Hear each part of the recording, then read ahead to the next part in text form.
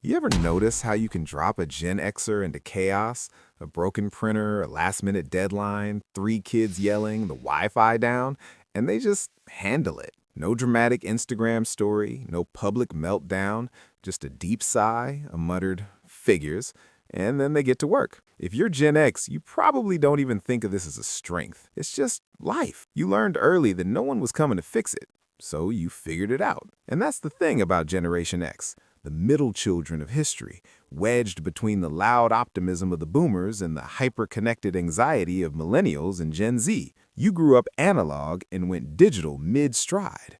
You had freedom, you had neglect, you had mixtapes and latchkeys and be home before dark. And hidden inside that strange mix? Strengths you rarely brag about. Maybe it's you. Maybe it's someone you know. But let's pull back the curtain, because there's psychology behind that calm, that sarcasm, that independence, and it might explain more about you than you realize. First, there's the strength of self-reliance that borders on superpower. Picture a kid letting themselves into the house after school, microwaving something questionable, doing homework without hovering parents, solving problems alone because, well, who else was there? That wasn't just a vibe, it was conditioning. Gen X grew up during rising divorce rates, dual-income households, and cultural shifts that left many kids unsupervised for long stretches. They were often called the Latchkey generation. And while that came with challenges, it also built something powerful: internal problem-solving circuitry. Psychologically,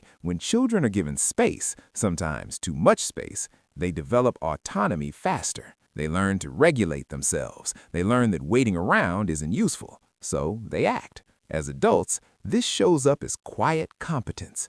You don't panic first, you troubleshoot first. But here's the twist. Sometimes that strength turns into reluctance to ask for help, because deep down, your nervous system still believes it's on me. Do you recognize that? The reflex to carry it yourself? Then there's the second hidden strength, emotional containment.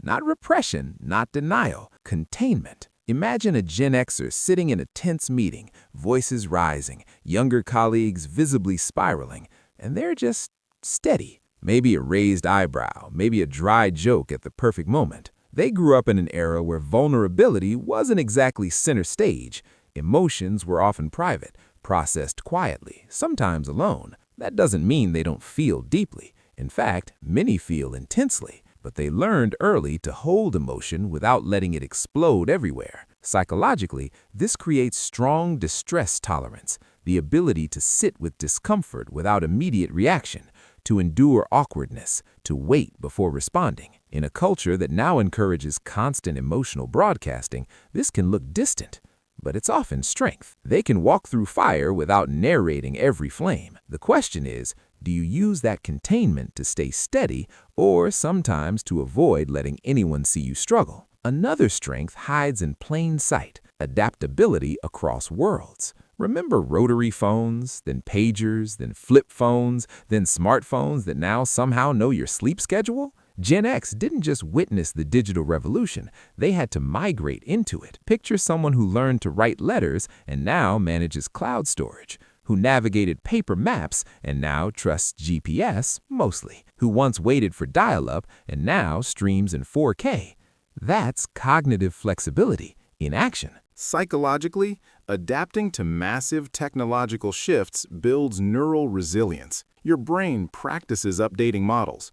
You become less rigid, less threatened by change. You know what life looked like before constant connectivity, so you're not entirely hypnotized by it. But you're not allergic to it either. You straddle eras. This makes Gen X unusually good at translation between generations, between analog and digital, between old school and new rules. Ever find yourself explaining TikTok to your parents and 90s references to your kids? Yeah, that's not random. That's cognitive bridge building. And speaking of bridges, there's the hidden strength of skepticism, the healthy kind. Gen X came to age during corporate scandals, political distrust, shifting economies, and media evolution. They saw institutions wobble.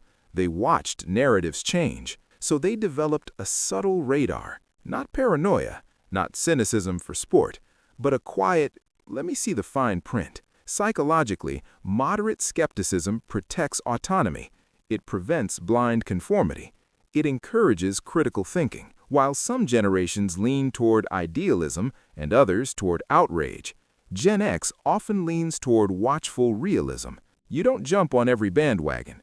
You don't panic at every headline. You've seen cycles before, and that calm skepticism can feel almost boring in a world that rewards extreme reactions. But here's the thing. Steady discernment builds long-term stability. Do you notice that in yourself? That instinct to pause before believing the hype? And then there's perhaps the most underestimated strength of all, low-maintenance resilience. Gen X's humor is dry, sometimes dark, sometimes hilariously blunt. It is what it is. But underneath that shrug is something deeper. Many Gen Xers navigated economic recessions, cultural shifts, and personal upheaval without a script for self-optimization. Therapy wasn't always normalized. Praise wasn't constant. Safety nets felt thinner. So resilience became practical. Not inspirational quotes, not curated healing journeys. Just keep going. Psychologically, resilience develops when stress is survivable, but real. When you experience setbacks and discover, painfully, that you can withstand them. Gen X learned endurance without spectacle. You don't always announce your comeback story. You just come back. The danger, sometimes you minimize your own pain because you survived it. It wasn't that bad. Others had it worse. But strength doesn't mean invulnerability. It means capacity. And capacity deserves recognition. When you step back, these strengths form a pattern: self-reliance, emotional containment, adaptability, skeptical discernment, low-maintenance resilience. None of them are flashy. They don't trend easily. They don't shout. But they hold families together. They stabilize workplaces. They anchor communities. Gen X might not always demand applause. In fact, many feel uncomfortable with it. But there's a quiet gravity there, a steady center. Maybe you've spent years being the one others lean on. Maybe you've downplayed what you've navigated because it wasn't a big deal. But it was. And here's something worth sitting with. Strengths that develop in silence can still be honored out loud. Which of these feels most familiar to you? Are you the self-reliant fixer? The steady emotional container? The adaptable bridge between worlds? The quiet skeptic? The resilient shrugger who keeps going no matter what? Maybe you're a mix. Most people are. Take a moment. Really think about it. Because when you name your strengths, you stop treating them like accidents and start treating them like assets. And if this reflection stirred something, a memory, a realization, a quiet "oh," then stay with that. There's more beneath the surface of your story than you've probably given yourself credit for. Tell me which one resonates, or share it with a Gen Xer in your life who pretends they don't need recognition. They might roll their eyes, but they'll understand.